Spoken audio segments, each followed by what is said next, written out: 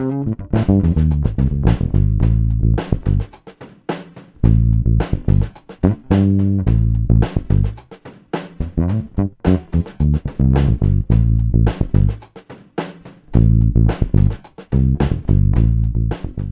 this lesson, I'm going to take this rather scary looking pattern and break it down into some easier sub-patterns. Now these are absolutely brilliant for bass lines, fills and solos in blues, funk, R&B, soul and Motown. It reminds me a bit of the way Joe Dart plays. I absolutely love that guy, he's an amazing player. And he uses, I think, a lot of this stuff. When he does his solos especially. It's that kind of tinged R&B soul thing, and a lot of his technique is what makes it brilliant. We'll look at some of those things. I think the easiest way to do this is just to dive into some bass lines that I have written for you, tab and notation. And we'll just go through them, and then maybe towards the end of the lesson I'll break down the pattern a bit. So here's the first one. So we're going this fast. 1, 2, 3, 4. Rest. Just even that, good to play. It's a very quick pause in the lesson just to say that this shape comes from my new blues bass course, and I'm just going to give you all the details for that down below, and we'll get straight back to the lesson. You can get a metronome, you can get a drum beat going just to give you a bit of added tempo reassurance, but all we have here is a G A, frets 3 to 5 on the E string, and then we're going up the octave. I'll show the patterns as we go, actually, this probably makes more sense. So here we have just a flat 7 and A is the root. That's the red blob, that's what that means, the root. So we're going flat 7, which is the G, to the root, which is the A. Now talking about Joe Dart, he does that a lot. He'll play something down the octave and then the same thing up the octave. Very effective for solos. So that's what we're doing here in a more of a bass line example. We've got eighth notes and a rest. I'm tapping my foot, nodding my head. The next example just adds in a couple of ghost notes. Now what I'm doing here is I'm playing the G A with fingers 1 and 3. And then on my way to the up the octave to the G and A on the D string, the 5th fret and the 7th fret, I'm just catching the ghost notes on the A string. So there's a shift. As the shift is occurring, I'm making sure the fingers are all touching the strings. That's how you get to the ghost note. And notice there's no harmonics or anything going on. That's because I'm using more than one finger. I'm keeping those notes quite short. You can also use fingers 1 and 4.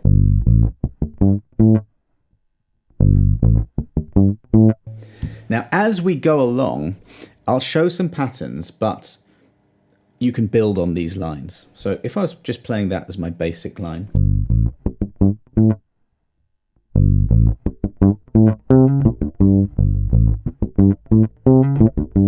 I'm just catching these two notes. So we have a C and a C sharp, and everything I'm doing here fits together, and everything I'm doing is in A. You can move this to different keys. But here's the really important point. Here's the A. That's the root note.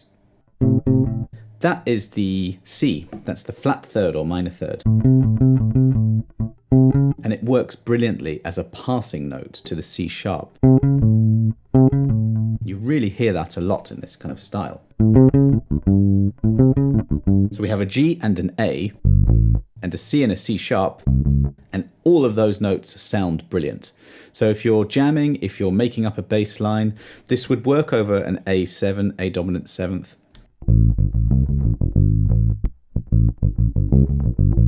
Any of those notes just sound brilliant. Now we have a written bass line that's more in that style coming up, and here it is.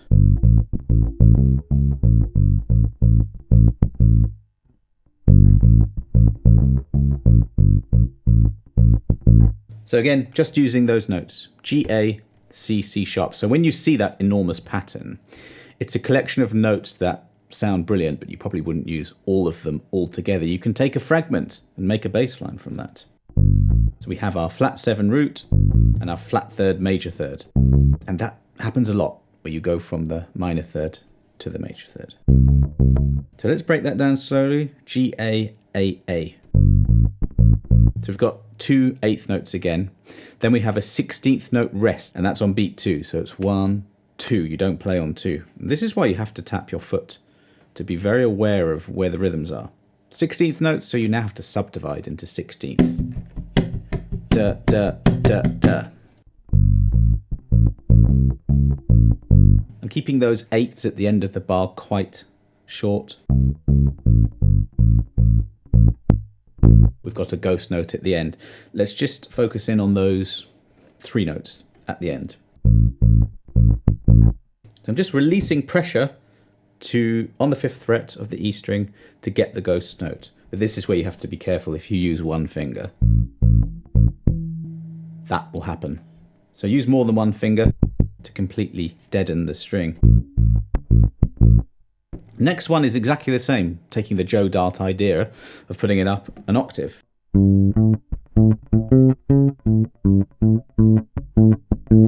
Rest.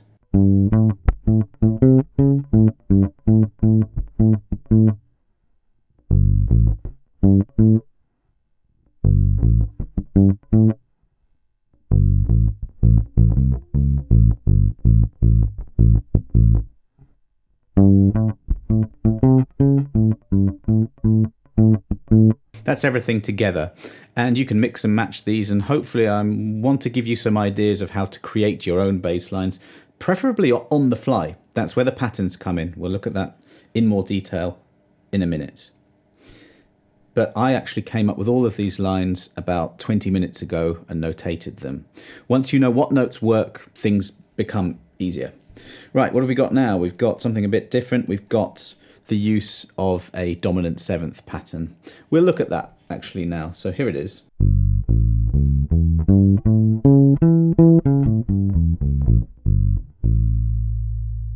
So that's just extracting those notes from the overall pattern, and we have the A, a major third, which is C sharp, and a 5th, which is E. It's a major triad. And I'm using fingers 2, 1, 4. If you go to the 7th fret of the D string, which is the A, the same thing happens again. You've got the A triad. Using the same fingers. Now, that G, that's what creates the dominant sound. That's what makes it a dominant 7th arpeggio. That is a little annoying. It's not quite within the 1 finger per fret system, which you don't have to use all the time. I mean, I hardly ever use it all the time, but for the triad it works quite nicely. 2, 1, 4, 2, 1, 4. So there's a bit of a shift there. But you have to stretch your first finger out of position to catch that G on the 3rd fret, and then you get this. So I'm going fingers 1, 2, 1, 4 on G, A, C sharp, E. Then you do the same thing.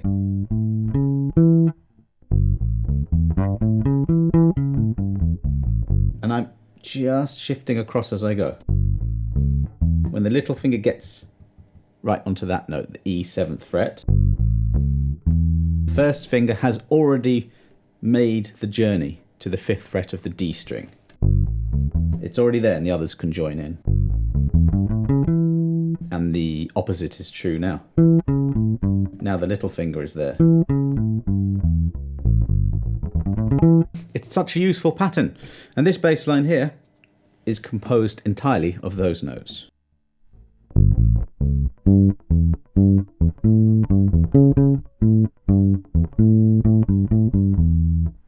That's quite syncopated. There's no drum reference here, but it's this fast. So it's da da da da. Now that's what syncopation is. It's when you have notes that don't lie on the beat. And every time you see one of those things that looks a bit like a 7, that is an 8th note rest, and it's occurring in this example here on the beat. So it's da da rest, da rest, da, press, da. So the way to do this is just to be tapping your foot. When your foot hits the floor, those are the beats. 1, 2, 3, 4. And when your foot comes up, it's the 1 and 2 and 3 and 4. And it's the off beats, or the ands, if you're counting 1 and 2 and 3 and 4 and. So that's a syncopated line. It's really cool. 1, 2, 3, 4.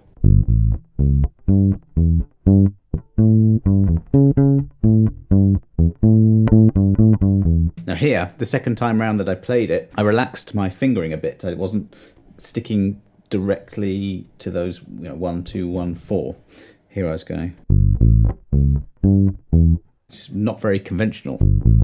I'm using the first finger a few times. I mean, real world bass playing doesn't require perfect fingering, I don't think. A lot of styles. I've been listening to a lot of Dream Theater recently. Maybe that does, but this doesn't. So take those notes and use them to make up bass lines. Root, octave, flat 7, fifth, that's always going to sound good.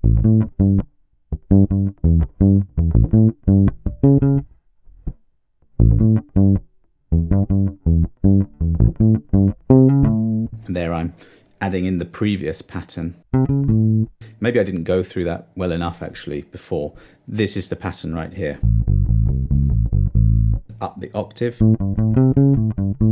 And actually the first line, we're just taking a G and an A. You can't really get much simpler than that unless you just use a root note, which you can do.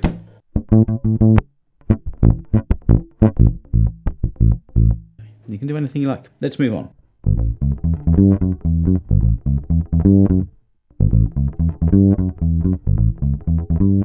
Here we have a James Brown inspired line.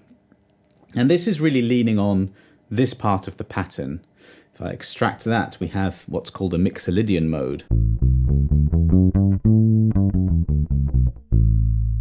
I have an entire piece in my blues bass course that focuses on that, because for major blues, it's really, really crucial. You would know this bass line, or this kind of bass lines.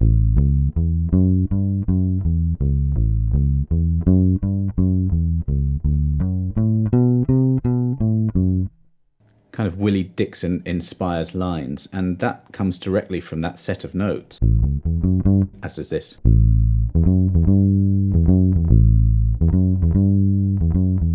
All Blues by Miles Davis, and lots of funk and R&B stuff does as well, so that's what we've got here. There's that same set of notes that I previously just taught you. G, A, C sharp, to the E. And we've just got this F sharp joining in. Know your intervals. If we play the Mixolydian mode and we stop on that note and we treat the first note as 1,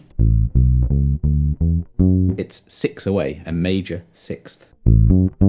That with a root note and a flat 7th, which is right next to it. There's the flat 7 down the octave, so G, A, fret 3 to 5 on the E,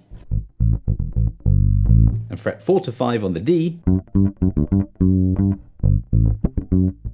If you want to sound James Brown-esque, use those. Let's bring in the drum beat actually.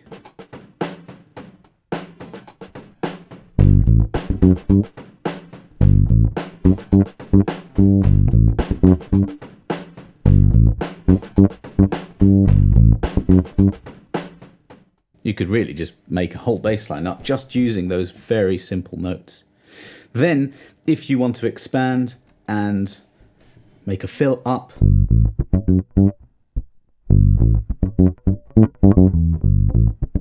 you're using some of the other notes of that mega shape,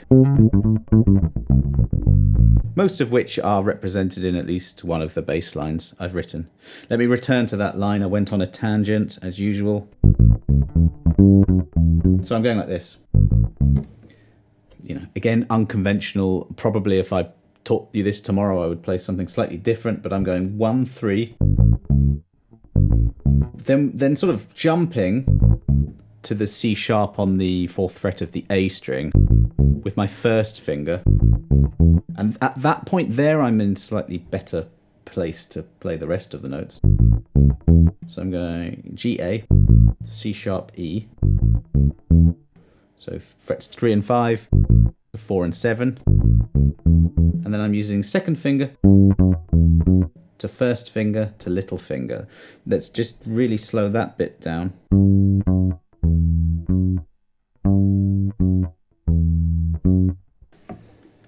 Thumb behind the neck, this sort of hand position, fingers quite curled round. I've just moved there to get the bass, which by the way is a Fender JMJ Justin Meldal Johnson Mustang. I really like this bass. It's a really cool bass. It's short scale, a bit easier to play, and has got that big fat round sound. So all my fingers are in position there. Quite nice and close to the fretboard. And then you're jumping back and doing the same thing again. And just finishing there. See how the notes are, or the bass line is constructed though, from the notes of the pattern. Now let me to finish, just make sure I have actually sort of shown you everything. If you look at the shape on its own, it looks a lot, doesn't it? But it's that thing of just, you can do this with a major scale. You can take a little fragment of it and make music from it.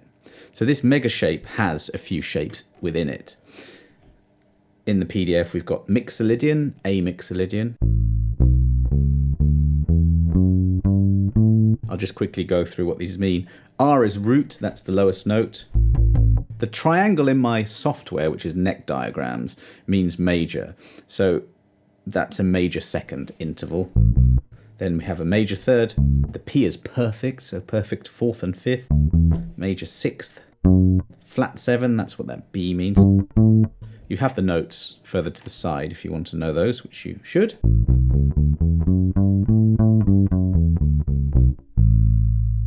Then also within that shape you have a major pentatonic. So you're going...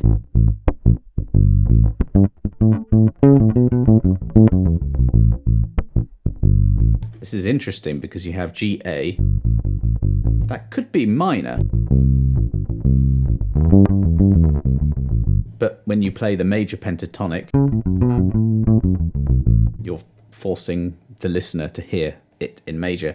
I haven't got any musicians playing behind me. We would react to them always and use our ears. So what else have we got? I did show you that. I'm going to do at least 2 more lessons based on this pattern. I'm going to do one of exercises, so I'll go into that deeper. Do subscribe to the channel and click that bell that tells you when the next lesson is if you want to check that one out. And then we have this one. So that's what I'm doing. I'm just, playing those 4 notes and just isolating those. And then that's the same notes up the octave, right? You don't have to use them all.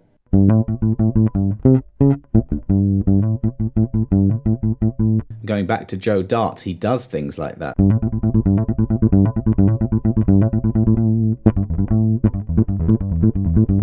I always think he's a bit of a modern day Jaco Pastorius. He loves that sort of machine gun index middle technique. That's just 2 notes, and if you apply technique to a set of notes and some rhythms and some gaps and some phrases, you could start to get into some really cool stuff. So what I'm going to do is I'm going to put a link to get the PDF and the bass lines, the tab and notation. I'll put that below. I'll also put details to my blues course. I don't really go into this kind of stuff in detail there. There are 12 different tunes that are based on 12 famous blues songs. You've got 12/8, a 6/8 a major, a minor, and I've got chord charts, and I teach you how to make up bass lines from them using arpeggios and triads, and these are the building blocks of bass. I don't care what style we're talking about. Blues is fantastic for bass players because you focus mainly on feel and simple stuff, but it really helps with other styles as well. So I'll put that link down below as well. And otherwise, I just want to say thanks very much for supporting the channel, for buying the courses. It just keeps me able to, maintain and do these free lessons every week. So thanks very much for that, and I'll see you on the next lesson.